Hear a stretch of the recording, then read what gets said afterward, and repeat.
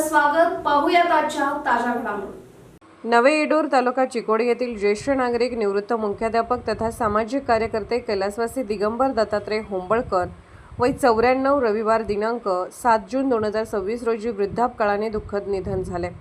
त्यांच्या निधनाने नवे येडूर परिसरात हळहळ व्यक्त होत आहे.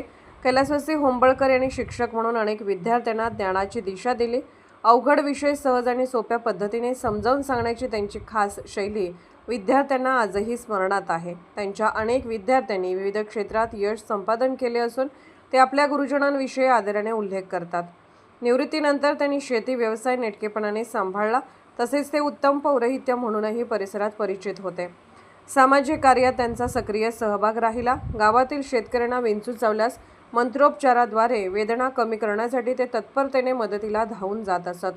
साधेपणा, मनमिळावू स्वभाव आणि सर्वसामान्यांशी जिव्हाळ्याने वागण्यामुळे ते परिसरातील सर्व परिचित व आदरणीय व्यक्तिमत्व बनले होते. त्यांच्या पश्चात 3 मुले, सुना, जावई, नातवंडे, पणतवंडे असा परिवार आहे. पत्रकार अभय होंबळकर यांचे ते वडील होत. त्यांच्या निधनाने शिक्षण, समाजसेवा व धार्मिक क्षेत्रातील एक सेवाभावी व्यक्तिमत्व हरपल्याची भावना व्यक्त होत आहे.